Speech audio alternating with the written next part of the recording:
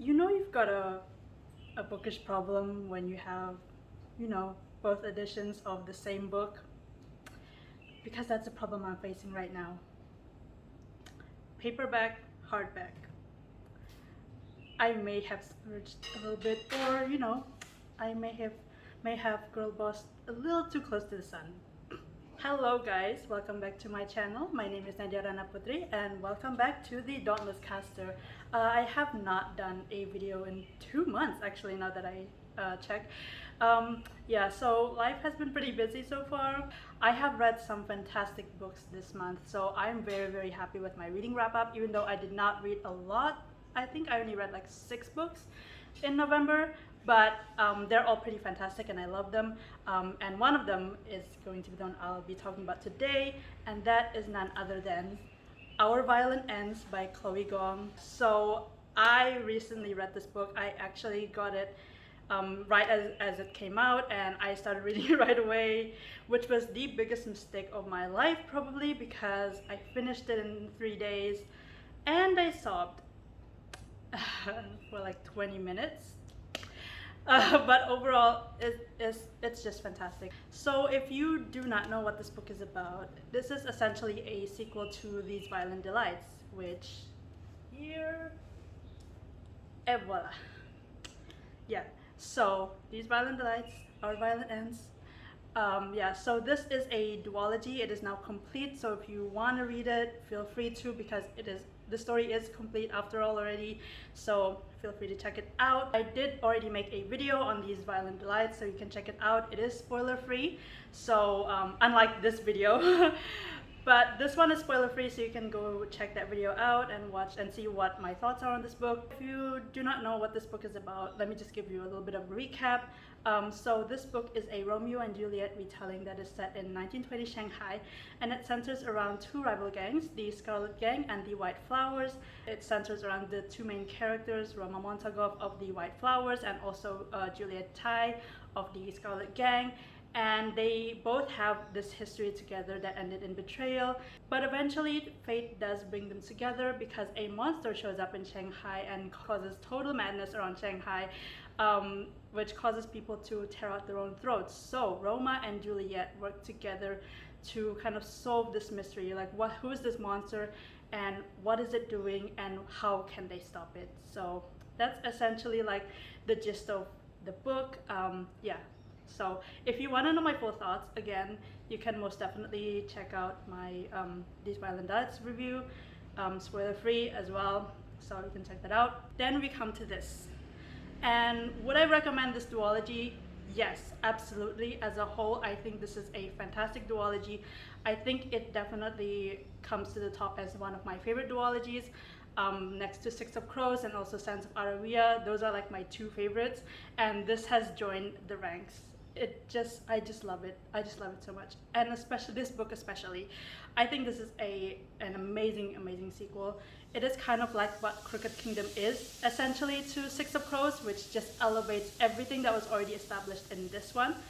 I would highly recommend this duology, especially if you are interested in like kind of aesthetics of Boardwalk Empire or The Godfather, mafias, gangsters, that sort of thing. I honestly was not that interested, but then I gave this one a read and I absolutely loved it. It was like a genuine surprise for me. And then I went into this one, and all hell went loose. For those of you who have not read These Violent Delights, you can click away, and this is if you don't want to be spoiled for These Violent Delights. I will explain the plot for Our Violent Ends, and there will be spoilers for These Violent Delights, so if you do not want to know what happens at the end of These Violent Delights, you can click out of the video and just watch my solo review video on that one instead, which I will link in the description down below. Okay, so first half of this video is going to be spoiler free. I'm just gonna give you like my overall thoughts without giving away spoilers. And then the second half of this video, I will get into spoilers. So yeah, so if you still want to stick around and know my thoughts on this book and just curious, you can still watch. I won't be giving away any spoilers for this book specifically, except for These Violent Delights, of course. But then the second half I will delve into spoilers, so I will definitely let you guys know. What is Our Violent Ends about? So this takes place, I think, 4 months? Yeah, 4 months after the events of These Violent Delights. So basically, Roma and Juliet are separated. Roma basically hates her now because of what she did to Marshall. You know, Roma thinking that Marshall is dead when he's actually not. And Juliet kind of a little bit relieved, but also, you know, sad that Roma hates her now, but it's for the best, of course. But in the midst of all this, a new threat actually comes along. So as we have known from the ending of These Violent Delights, of course, there is the possibility of another monster in the midst. But not just that. There's also the conflict between nationalists and communists, because the nationalists are coming and marching in to take over Shanghai. And basically, it could mean the end of the gangster rules. And so it causes a lot of trouble with the two gangs trying to survive. So not only are they battling against a formidable monster, but also, you know, their own people. So now that we've gotten over the plot overall, let's see what I thought of the book. So I think it's already obvious from here, I absolutely love this book. So if you guys remembered from my mid-year book tag video, I did list Chain of Gold as my favorite book that I've read this year, and also Chain of Iron as my favorite sequel that I've read this year. This has overtaken that, I think, on both categories, as best book I've read this year and also as best sequel I've read this year, because I absolutely love this book so much.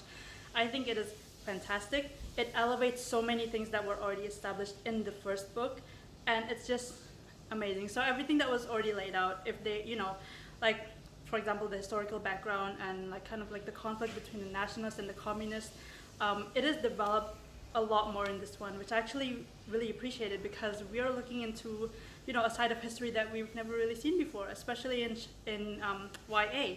So yeah, and I really, really like that. I like that this was also historical fiction. I think the majority of this book especially is historical fiction, which I love, because I do love historical fiction, and I definitely love seeing like another part of history that I have never ever known before. So especially like the conflict in Shanghai, and also like the workers' strike, the way that Chloe Gong establishes the historical background in this book. I really, really like that. But also, like, what really stood out to me was, of course, the characters. I absolutely love the characters in this book. Like, they were established so, like, in the first book really well already, but in this one, I absolutely love the character development. Like, they were developed so well, but without, you know, losing what we already loved about those characters. Like, especially Roma and Juliet, I love their dynamic. Their dynamic that they had in the first book is elevated to a T in this one, dialed up to 11, and I absolutely love that. I did realize that when, because I did reread the first book before this one came out, just to prepare myself, I did realize that the first book did not have a lot of romance, and I actually appreciated that, because it adds so much to the slow burn, and I love a good slow burn romance, especially enemies to lovers. Like, enemies to lovers and slow burn, they just work together so well. Like, perfect combination, and it works so well in this one. This one is obviously still also a slow burn. Like, Roma and Juliet's development is still technically a slow burn, but I loved it. I love seeing how they develop as individuals and also together. So, and I love that Chloe Gong just knows how to kind of develop their characters in a way that makes us truly care for them, you know? I actually noticed this one thing. So in the first book, Roma Montauk especially, he was always told, you know, that he has this facade, this like cold, ruthless facade, because he is the heir to the white flowers, and that he has to act that way, right? Because to survive, and also to prove that he is the worthy heir of the white flowers. And I noticed that in the first book, we only get glimpses of that like mask that he puts on, that facade that he puts on as the heir of the white flowers. But in this one, you get to see it in full, and I loved it. I loved getting to see another side of Roma that we didn't really get to see a lot in the first book. So loved it. And Juliet, I also loved her character. I liked how she's basically just a badass knife wielding woman. But at the same time, I think in this one, she learns how to be vulnerable and open herself up to people she cares about. And I absolutely love that. You know, she wasn't very open in the first book, right? I mean, it clearly shows that she does care for her friends, for Roma. But in this one, like, she opens up a little more, and I like that. I like that about her. And I think Chloe Gong developed that so naturally. And yeah, it's wonderful. It's just wonderful in every way. And also, just other characters get so much more development that I absolutely love as well. Benedict Montagov also gets. I think I loved him even more in this book than I did in the first one. I think I was kind of a little bit so about his character in the first book, but in this one, I loved him. I loved his character development. Yeah, I just loved everything about him, and also his development with Marshall as well. Also Marshall, I love them in both books. There is no surprise. I will make a rule that no one is allowed to hate Marshall. Marshall is precious. No one is allowed to hate him, okay? No one. So overall, I did absolutely love this book. I did notice that a lot of the historical aspects of it does overshadow the monster plot. I did mention this in the first book as well, of how sometimes the monster plot feels a little bit overshadowed by the historical background, historical elements in it, but it is a lot more noticeable in this one, which I do not mind. I don't mind, obviously. I don't mind at all. But the monster aspect is still there, and it's still just as vital. But I also like the balance between, you know, like that smidge of like fantasy, science fiction thing combined with the historical elements. It's great. Now we are going to get to the spoiler aspects of the video. So if you do not want to be spoiled for this book, please click away, because I will talk about spoilers, obviously, because I cannot talk about this book without spoilers. I simply cannot. So please click away. If you do not want to be spoiled by this book, please click away. But if you have read the book and you just want to freak out with me about the feelings, emotions, or if you just simply don't care about spoilers, then you can move ahead. So we are getting to the spoiler section now. Final warning, click back now. Spoilers. Fair warning. The first chapter of this book made me so emo already. Like, like the fact that, like how Juliet sees Roma, you know, in the theater, and then how they just started fighting, and how Roma just shows that he hates Juliet, you know, like he hates her. But at the same time, he doesn't want to hurt her. That line that she says, you know, in the end, when she said like, "Why did you stop?" and she said, "Even though you hate me, Roma Montagov, I still love you." I cannot handle it. This is just the first chapter, and I could not handle myself. And then we get to Roma's perspective, and the fact that he still loves her even after all this time. You get to see his inner turmoil in this book. Like when you get to his perspective, especially, like you get to see how conflicted he is over his feelings. Like we do get to see that in the first book, but in this one, it's like it's even more emo. Just make it even more emo than ever before. And I love that scene where they were in the train, and then they saw the monster. The monster appeared on the train, and then how Juliet just saved them, just like with no hesitation. She just decided that she would risk her life to save Roma. She didn't know if the vaccine on her still worked on this particular monster.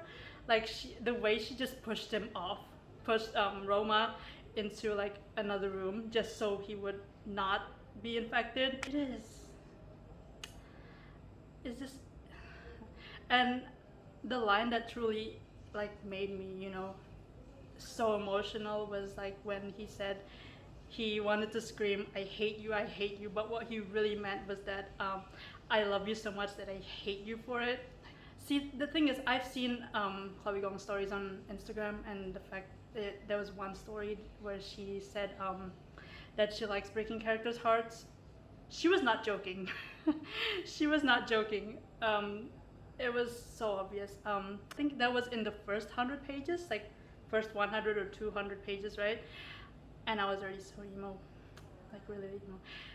And then we also get to Benedict. It is so sad. I wanted to hug him so much. The fact that he was like mourning over Marshall, like even after 4 months, and then when we get to his perspective, like he's wondering, why have I not gotten over Marshall's death? Why is everybody already moving on? Well, I'm not. And then he's just wondering, like how? And then how, like, one white flower came to him and is like, I'm sorry about your friend, and he keeps ruminating over that. It's like, I'm sorry about your friend, I'm sorry about your friend. And it's just, it's so sad.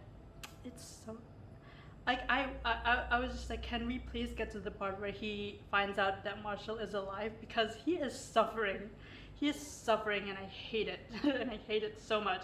But I did like the fact that Marshall was kind of like the savior, but Benedict didn't know that. That part where Marshall just saved Benedict from getting shot by the Scarlet Gang. I like that. I also really love Juliet and Marshall's friendship in this book. I loved it so much. I think it's just it's so good, so good. And the fact that it was pointed out that they were kind of like the same people. I loved it. And it's just their camaraderie together as friends is amazing. And also, I think it's obvious, I love Marshall in this book. And I love that, especially, like, it was also pointed out that, like, Marshall was kind of a truly patient person. He's not known to be patient, but at the same time he's very compassionate, and you kind of see that. And on how Juliet also says that throughout his time in hiding, like, Marshall has never complained once. Like, he didn't even complain about why he's still in hiding and stuff, even though he wants to go out. But Marshall respected Juliet's rules. He respected that Juliet had to maintain her position as the heir, and so in order to save both Roma and Juliet's reputation, like, he has to stay in hiding. And I kind of like that. I liked how that was pointed out. And I'm just rambling all over the place, honestly. I'm just telling you, I have a lot of feelings about this book. And also that scene when they were at, was it the burlesque club? I don't know, like in another town, right? When Roma and Juliet went to, like, this other town, small village, to find the vaccine, and then they stayed overnight in I forgot, was it a burlesque club? Please correct me on that. That entire scene felt so cinematic. It was like similar to the end of episode 3 of Shadow and Bone, where Mal and Alina, were sleeping in different beds, different places, and then they kind of like reach out to each other even though they're both separated. Like, this was what happened in this book, and I could imagine that. When Roma and Juliet were sleeping in different rooms, and then how they were, reaching out to the wall that separated them. Let me tell you that the song that played in that Shadow and Bone scene, what was it called? Was it True North? Yeah, True North. Like, that ending of the True North song, I was playing that in my head when I was reading that scene, this particular scene. It just reminded me of that, Mal and Alina in episode 3 of Shadow and Bone, basically, but make it a little bit more poetic. I did mention that in the first book that some scenes were kind of like cinematic poetry in a way. This one was dialed up to an 11. It's like, I think this perfectly plays out like a cinematic movie. Like, you could turn this into a movie and basically get the best cinematographer possible, and it's just immaculate. I loved it. And I know it's a small little scene, but there's that one scene where Roma and Juliet and also White Flowers and the Scarlet Gang, like, they each find out that that this blackmailer has 5 monsters. And I love that little parallel scene. Roma went like, God. And then it went over to Juliet in another part of the city, and it's like, God damn it. It's like, honey, they're soulmates.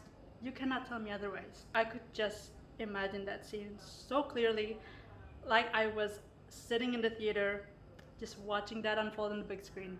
That's how good it was. Okay, so we're gonna move on. I also really like the kind of brewing conflict between like the nationalists and the communists, and how the nationalists are, slowly taking over. They took over other cities first before Shanghai, and I kind of like that it brewed kind of slowly, because it was kind of like the threat that they never really anticipated, because they were so, the two gangs were so busy over their blood feuds and over the monster that they did not anticipate this like third and silent enemy that was coming to them. It's not only the monsters that are threatening them, like, to disappear. It's actually also the workers, it's also the nationalists. So it's like, it's so many threats in one, and it's kind of like an impending doom. I know this is an overused phrase, but I'm gonna use it anyways. It's like watching the Titanic, like before the disaster. Like, a disaster is gonna happen, but you can't do anything but watch as it unfolds. This is what this book is, basically.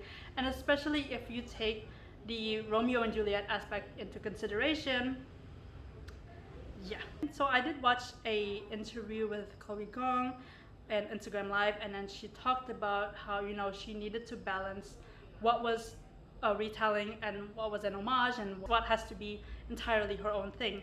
And I think she did a great job in kind of still selling this as a retelling in a way. So she still has some elements of Romeo and Juliet in this book, but at the same time, she makes it uniquely her own. So that's what I really liked about it. In this one, I think the Romeo and Juliet elements definitely stand out a lot more in this one than in the first one. Purely maybe because there's so much more romance in this one, and then so much more development between Roma and Juliet. And also you could see like the blood feud is definitely elevated to new heights in this book. And also one thing I want to talk about is when they were at the temple and the white flowers just start attacking like Juliet and the rest of the Scarlets, and then how like Roma just chased her down. Excuse me? And it's just, I was just conflicted because, like you could tell he's so angry. I just wanted them to get back together, but at the same time, like, I know why Roma would feel this way and why he would want to kill Juliet. But at the same time, he doesn't. And I love that Juliet protected Alyssa, but I'm still shocked that Roma would be bold enough to actually throw a knife at Juliet specifically. But at least we get, we get the part where he stitched her wounds and kind of, they kind of reminisce the old times, good old times. Still emotional nonetheless. I also love Kathleen in this book. Her development is incredible, and I loved at the end when she joined the workers. Like, she's so compassionate, she's so kind, and she's so compassionate, and like she cares about the people in her city. Like, she doesn't just, say that she cares about the people in her city. Like, she shows it. She definitely shows it. And when she took the name Celia, as she has always wanted in the first book, that was amazing. That was great, and I loved it. I loved how the way Chloe Gong handled that scene. It was kind of like subtle, but in a way it's very powerful as well. Loved it. Also, we have to get to Benedict and Marshall, because I thought their development was so cute in this one. And that love confession that takes place during a heated argument, it's in this book, and I loved it. I did not expect it, but I loved it. Oh, also I wanted to mention, I think a lot of people have not mentioned about this one, and I think it's definitely worth mentioning, Benedict and Juliet's camaraderie in this book. I loved it. I loved their developing friendship. I know that in the just like Roma in the first half of the book, he basically hates her, and when he also chased her down. I thought that scene was also amazing. How he was so close to kind of like putting a gun in her head, and she's like, he's alive. Marshall is alive. Like, you don't need to you don't shoot because like Marshall's alive. And then I like how in that moment as well she started to say that like he had this, it's that sleeping potion from Lawrence. Like I can't believe you didn't even figure that out and stuff. I like that she had the time to make that small snarky comment. And I loved Benedict and Marshall's reunion. It is so cute. But yeah, getting back to Benedict and Juliet, I love their camaraderie in this book. And how in the second half, as soon as he finds out that Marshall is alive, like when they started working together, like I really like that. I think it's just like their friendship, especially in the end. How in the final act, how he just comes into the time mansion and stops her from blowing the whole house up. How he told her like not to give up on hope. I love that so much. I love that he was kind of like, in a time of turmoil, like he was telling her like, don't give up on hope. Like you could still save them. And I love that. I think their friendship is so underrated. I don't know, maybe this book has only been out for like 2 weeks now, but I think their friendship is worth mentioning. I loved it so much. Yeah, and I just love Benedict in this book. I think he was in a way like an epitome of like hope, and kind of like he managed to stop Roma and Juliet from like blowing everyone to hell. Like he stopped Roma from putting a gun in his head, even though like Juliet stopped them from doing it anyways. But Benedict was the one who did it first, and then he also stopped Juliet from pulling a grenade. So like we love Benedict Montagov in this house. We love him. We stand him in this house. Amazing. I just love their friendship so much, and I think it is definitely worth talking about. Getting back to some of the Romeo and Juliet aspects of this book, in a way this book like kind of is a retelling of the third act of the book, specifically like something like the duel, the duel between Tyler and Roma. I really like that scene, even though I don't know, I think Tyler as a character, he didn't get a lot. He didn't get a lot of development, but I understand there's so many characters already. I do understand his character, like character-wise, but I don't really sympathize with him in a way. I like how there was like a backstory about like his childhood with Juliet. Like I understand that, but as a whole, I didn't really like sympathize a lot with his character. Maybe that was intentional. He wasn't really supposed to be a sympathetic character, anyways. But I understood like his motives. Like he just wanted to protect the Scarlet Gang. What he did was for the Scarlet Gang, and you can definitely see that. And speaking of other characters that I think did not get a lot of development was Rosalind.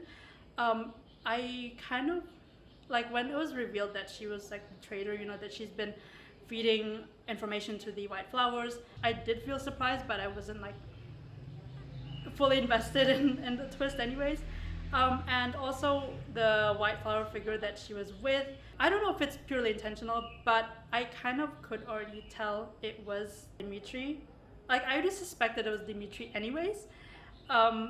Like especially when they keep bringing up like, oh, this White Flower isn't important. Like why isn't Rosalind giving out his name? Because he must be like a lower ranking White Flower. And then I was just there like, I think it's Dimitri. Like I'm pretty sure it's Dimitri.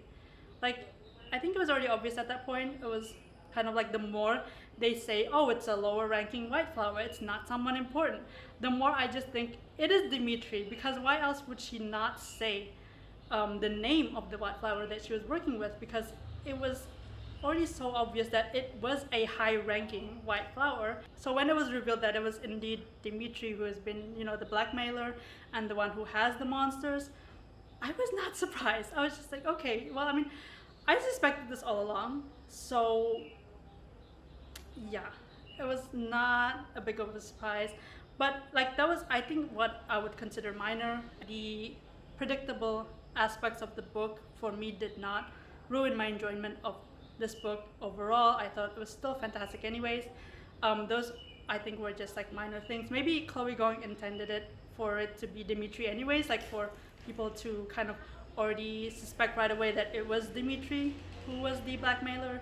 So no surprise from here. And that also leads to the final act. I could not handle it at all. Um, and just the last few chapters, I think, were kind of like a mix between pain and also sweetness. But you kind, like I said, this is like watching the Titanic.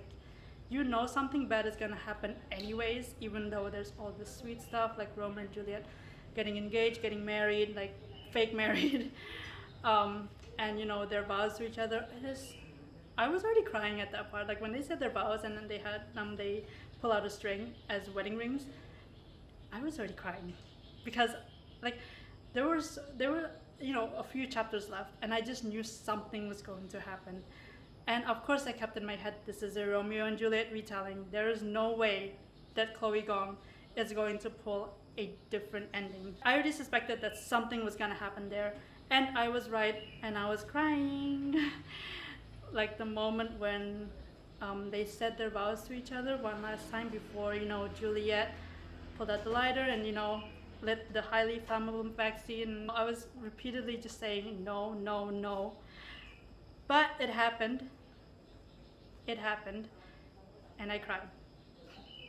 And I cried, and I didn't think it was going to get any worse. But then I also read the epilogue. Just them, saying their vows and just like, wherever we go, like my soul will find yours. Like, I think the last time I ever cried over like a series finale was A Sky Beyond the Storm by Sabat Sahir, which was the finale to the Amber in the Ashes series. And I thought like, oh, no other book is gonna make me cry this hard. Enter Our Violent Ends. I full on cried for 20 minutes straight. Like, I'm pretty sure that was like 20 minutes. And then I stopped. But a day later, I just saw a fan out of them and I started crying again because they're supposedly dead. And I could not handle it. Could not handle the fact that that they're gone. But I did read some theories. I think over on Tumblr, people have said that there are some clues that they're actually alive, but they're not telling Alyssa about it, especially since Celia referred to them in like present tense. I would like to think that Romeo and Juliet did survive and they were like the people on the boat that Alyssa saw but didn't pursue. But at the same time, I think either way, I would like to think that their story is over anyways, and they're basically like that's the end of their story, whether or not they survived or they actually died. Like, I think that was definitely the end of the line for them. Like, that was the end of their story, and I'm like content with it either way anyways, even though it's a sad ending. But it's a bittersweet ending, but we could accept it.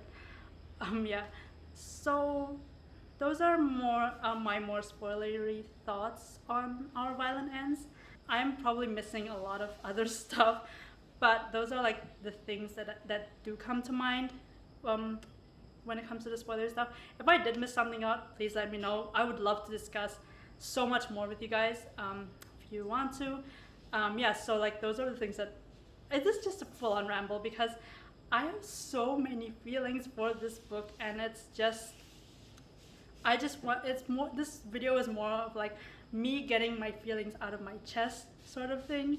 And also I don't know, I'm speculating because judging by the epilogue of this book, is it just me or is Alyssa Montagov going to be the protagonist in Foul Lady Fortune? Because I feel like it is. Oh, if you guys didn't know, Foul Lady Fortune is a book that is coming out next year, and it's a spin-off to These Violent Delights. And apparently Chloe Gong did say that the protagonist of Foul Lady Fortune is a character that we have met before, like a side character that we have met before. I suspect it's Alyssa. I could be wrong. It could be Celia. It could be Rosalind. We do not know. But my guess at the moment is Alyssa, especially when she said that she was a communist spy. I don't know. We shall see what happens. Overall, I just thought this was fantastic. I just think it's amazing. The writing is amazing. The characters are amazing. And overall, you should read this duology. I highly recommend it. 5 stars. Well, I think this one is more of a 4.5. This one is a 5 stars, obviously, and I think this will be on the top of my list of my favorite books. I really hope you enjoyed my video. Sorry for the really ramblery video for this one. I just wanted to get feelings out. Yeah, just absolutely love this book. Should you read it? Absolutely. I've said it 100 times. Yeah, read it. And it is just a fantastic sequel, fantastic book. Chloe Gong, I think, for me, will be an auto-buy author. And I think she also mentioned another trilogy that's coming out called Immortal Longings, which is an Anthony and Cleopatra retelling. I cannot wait for that. And also, I'm very excited for Foul Lady Fortune because, like Chloe Gong has said, she she wasn't ready to let go of the world, and so am I. So very excited to see where that story takes us. I think I will be doing a wrap-up video. So for the 6 books that I read, because honestly I thought they were all fantastic, but I wanted to talk about this one specifically because, of course, I did make a video on the first one, and there's no way that I could not just make a video for this one specifically, especially when this made me so emo. So yeah, hope you really enjoyed the video. If you guys are new here, hope you like and subscribe, and hopefully I can make more content soon and not take 2 months to upload another video. Yeah, so overall, thanks for watching. I will see you next time.